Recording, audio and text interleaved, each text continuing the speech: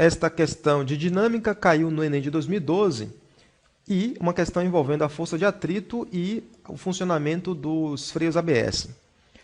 A questão diz o seguinte: os freios ABS são uma importante medida de segurança no trânsito, os quais funcionam para impedir o travamento das rodas do carro quando o sistema de freios é acionado, liberando as rodas quando estão no limiar do deslizamento.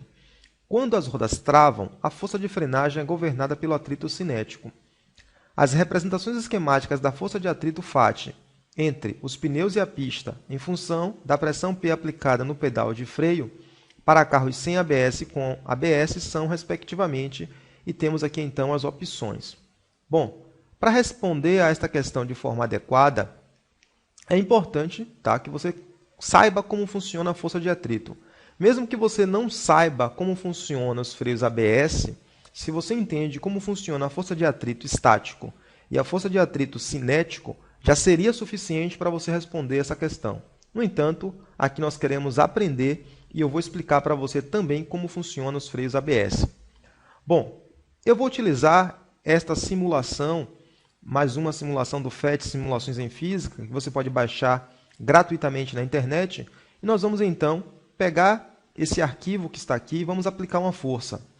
Esta superfície possui atrito, e à medida que eu vou aplicando a força para frente, vai começar a existir um atrito contrário ao movimento. Enquanto a caixa não se deslocar, essa força de atrito nós chamamos de força de atrito estático.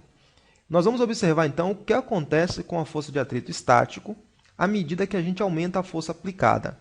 Então eu vou começar aqui, aumentando a força aplicada, e observe que à medida que eu vou aumentando a força aplicada, eu estou aumentando também o módulo da força de atrito contrário, sendo que antes de entrar em movimento, a força aplicada tem o mesmo valor da força de atrito estático. E esse valor vai aumentando, aumentando, aumentando, até que o corpo entra em movimento. E observe que depois que o corpo entra em movimento, tá, a força de atrito passa a ser constante.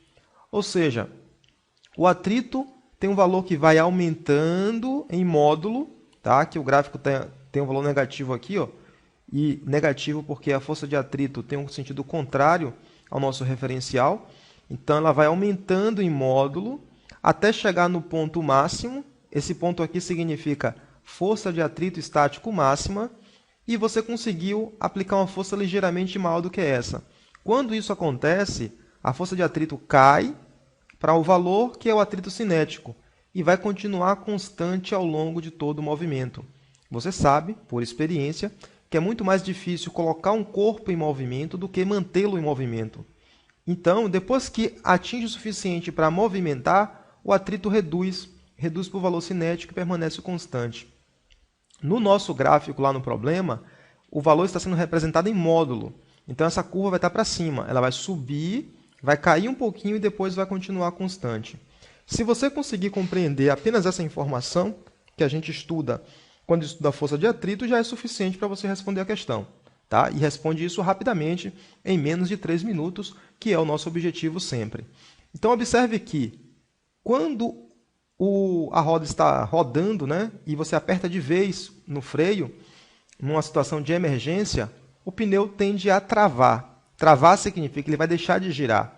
Ao deixar de girar, a tendência do carro natural é deslizar. E ao deslizar, vai aparecer uma força de atrito contrário ao movimento.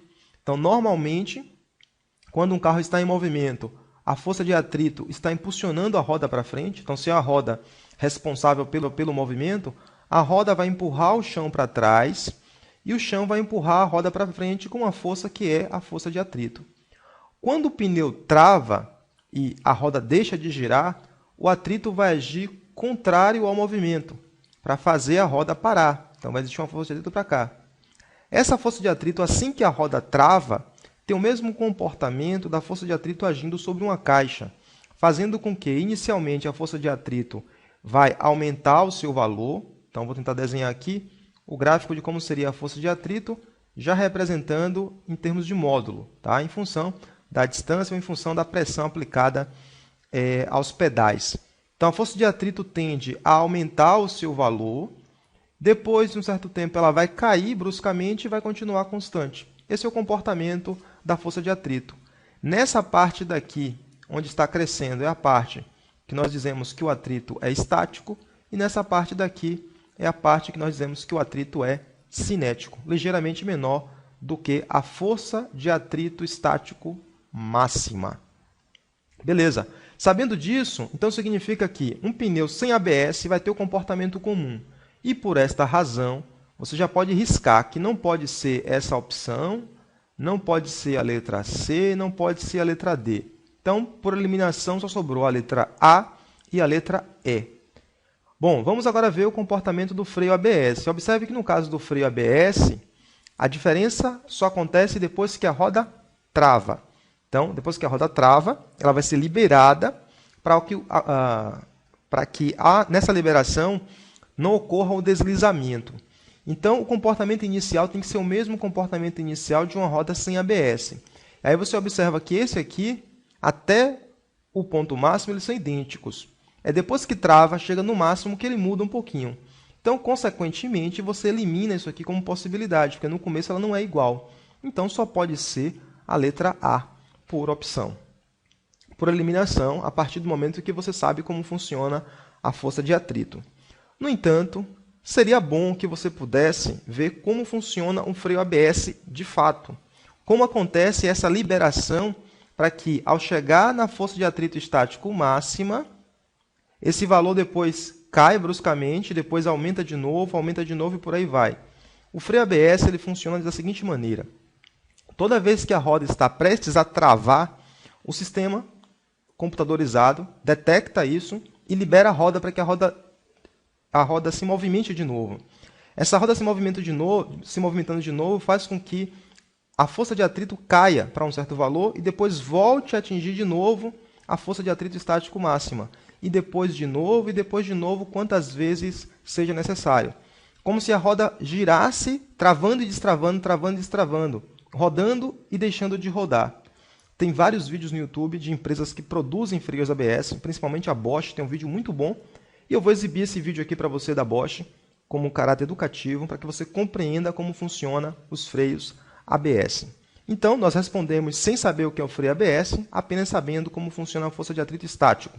No entanto, pode ser que numa outra prova, isso seja importante para você. Ficamos por aqui e vamos para a próxima questão de dinâmica que caiu no Enem.